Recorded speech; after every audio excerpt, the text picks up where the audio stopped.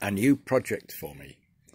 So this is something I've just taken delivery of, or just been to collect. So it's a little Myford ML7 50s vintage. So this is what we've got. No damage at all to the back head gears or bull wheel. That comes down nicely. Looks like a nice, possibly new, who knows,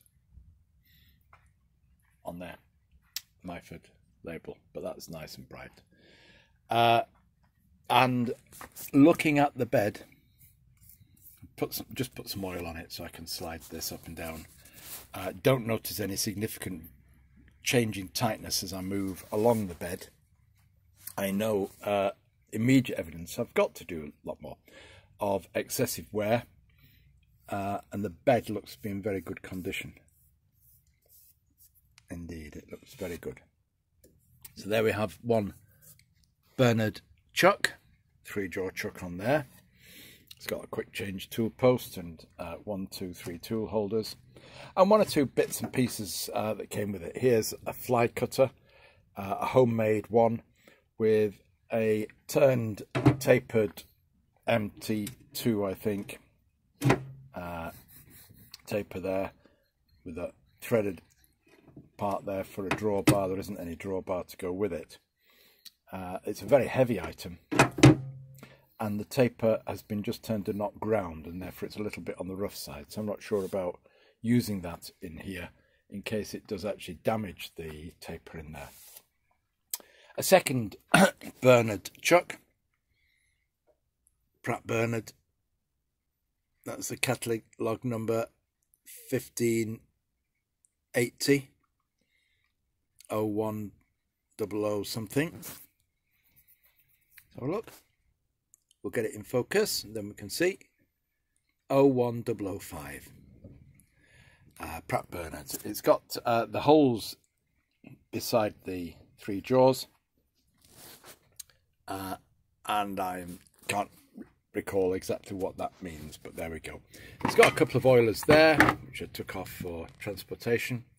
Of course, that casting, that's the tailstock, which whoops daisy, it's got a centre fitted onto it, but there's the tailstock. Now what else? What other bits came with it? Well, the biggest other bit that came with it is a genuine Myford stand and the drum switch, the Dewhurst drum switch. So that's all very nice, all lovely. It's got the drip tray. I put it onto the drip tray on there, but I didn't put it onto the Myford stand because I want to think about possibilities. There is a spare tailstock there. It's the one with the hollowed out parts rather than that one. There's an oil gun with it. So an oil gun came with it. And then what else? The non-swiveling vertical slide, the milling slide there, but the straightforward one that just clamps onto the cross slide to allow you to do milling. A small milling vise without the rocking part of that. Oh, it's got a mark on there.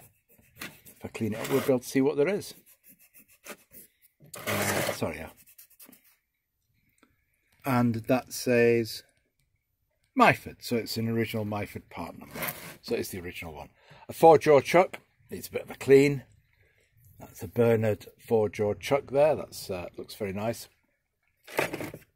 A collet chuck there, lever operated collet chuck, complete with its bolt, which is always very useful for fixing to the front of the Myford.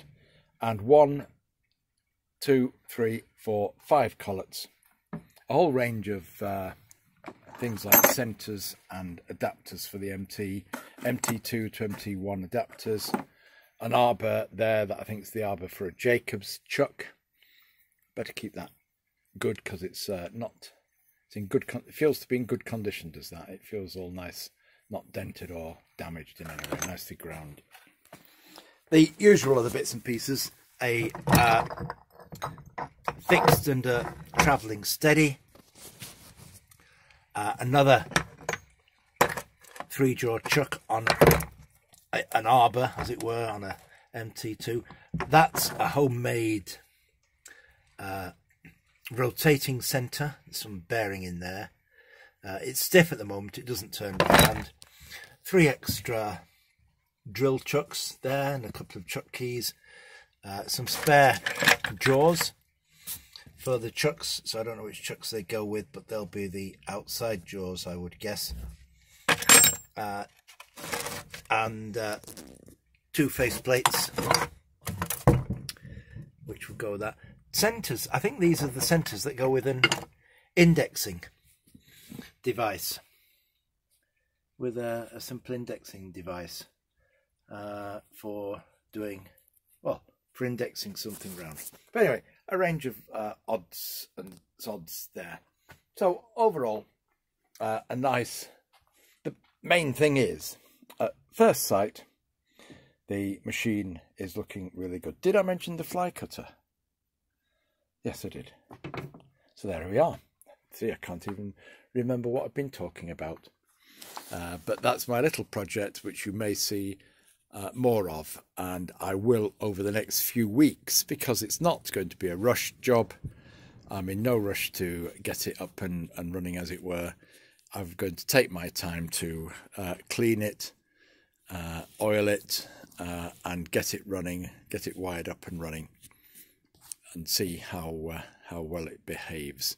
But I'm looking forward to that.